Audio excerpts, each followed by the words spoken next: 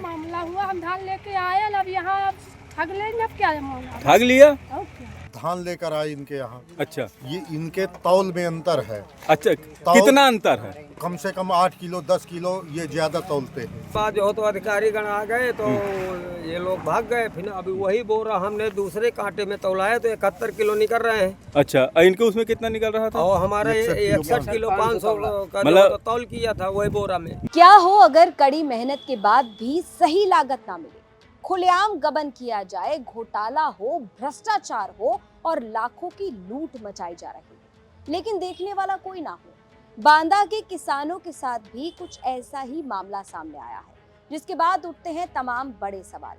नमस्कार, point blank देख रहे हैं आप और आपके साथ मैं हूं शिवानी गोस्वामी। बांदा के किसान परेशान हैं, हैरान हैं कि आखिरकार खुलेआम इतना बड़ा घोटाला कैसे हो रहा है, कैसे किसानों के साथ लाखों का गबन खुलेआम किया जा रहा है।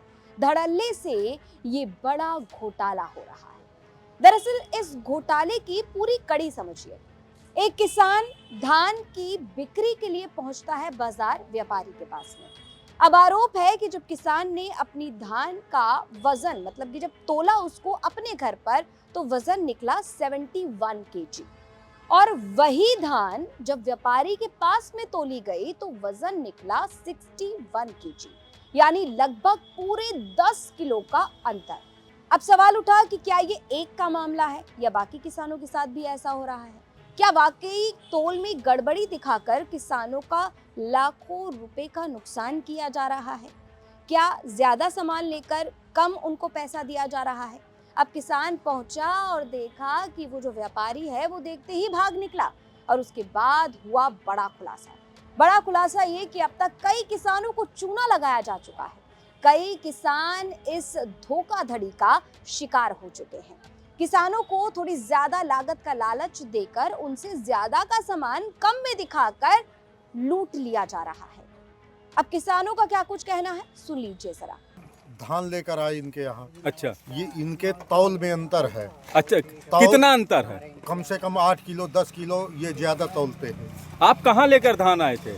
हम जा रहे थे बबेरू, यहाँ सवेरे पार इन्होंने रुकवा लिया और बबेरू से ज्यादा महंगा बताया रे। हाँ।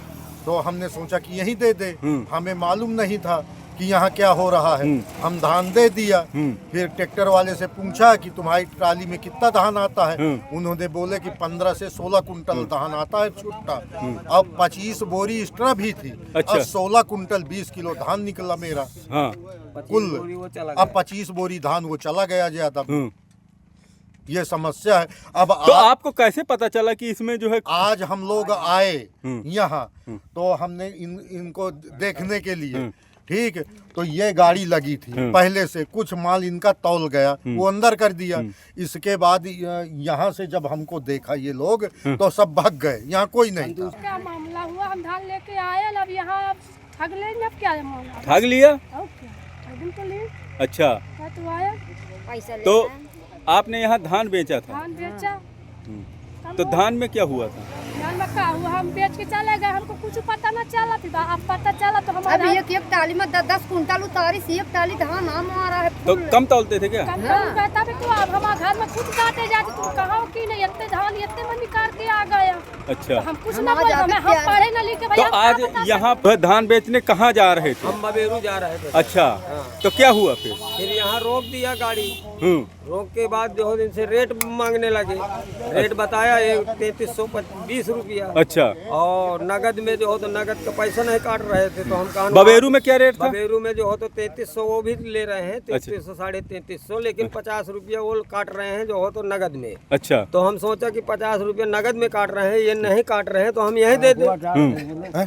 तो हम तौला दिया। तौलाने के बाद जब हमारी सरबती रह गई 3 कुंटल। अच्छा, तो इसके बाद जो हो तो अधिकारी गण आ गए तो ये लोग भाग गए। फिर अभी वही बोरा हमने दूसरे कांटे में तौलाया तो 71 किलो निकल रहे हैं। अच्छा, इनके उसमें कितना निकल रहा था? और हमारे 61 किलो 500 का मतलब जो तौल किया था वही बोरा में।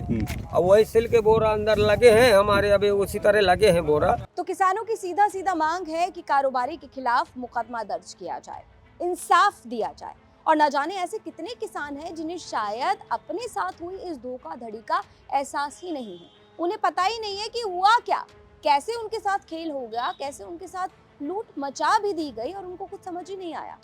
अब ऐसे में हमने अधिकारी साहब से बातचीत की।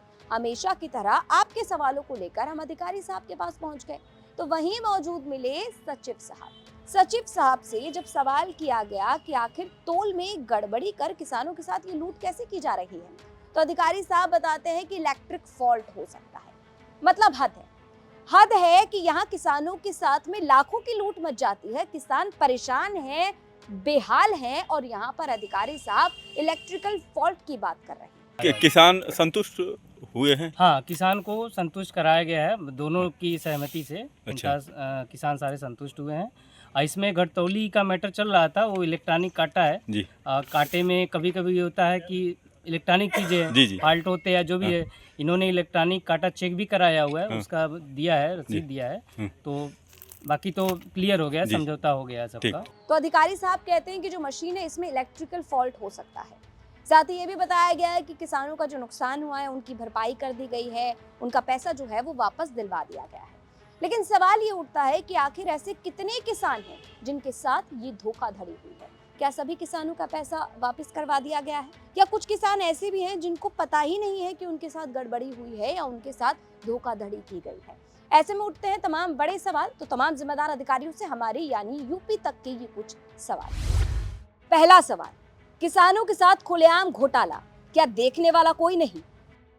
दूसरा सवाल, बिना लाइसेंस धड़ल्ले से गबन कैसे किया जा रहा था? तीसरा सवाल, क्या सभी किसानों के नुकसान की भरपाई हो गई है? चौथा सवाल, क्या सिर्फ एक ही व्यापारी घोटाला कर रहा था? अब देखिए, जांच में यह भी सामने आया है कि वो व्यापारी जो किसानों के साथ में घोटाला कर रहा था वो बिना लाइसेंस के व्यापार कर रहा था। अब सवाल ये भी उठता है कि अगर किसी के पास लाइसेंस ही नहीं है तो वो अवैध तरीके से इतना बड़ा कांड कैसे कर रहा है? क्या किसी की मिली भगत है? और सबसे बड़ा सवाल ये भी, क्या सिर्फ यही एक व्यापारी है या इसके अलावा भी और भी कई ऐसे व्यापारी हैं जो किसानों के साथ में खुलेआम धोखाधड़ी कर रहे हैं? तो तमाम जिम्मेदार अधिकारी साहब सामने आइए और इन सवालों का जवाब दीजिए। पॉइंट ब्लैंक लगातार आपकी खबरों को लेकर आता है और लगातार आपके सवालों को उठाता है। अगर आपको अपने आसपास कोई भी प्रशासनिक लापरवाही नजर आती है तो आप हमें कमेंट बॉक्स में जरूर बताइए। हमारी टीम आपके द्वारा दी गई जानकारी की पड़ताल करेगी और अगर खबर सही पाई गई तो हम आपकी खबर को लेकर आएंगे और आपके सवालों को अधिकारियों तक जरूर पहुंचाएंगे। ये खबर हमें भेजी थी बांदा से हमारे सहयोगी सिद्धार्थ गुप्ता ने। इस पर अपनी राय कमेंट बॉक्स में जरूर रखें। और जैसे कि आप सभी जानते हैं, उत्तर प्रदेश की तमाम खबरों को जानने के लिए लगातार देखते रहिए यूपी तक।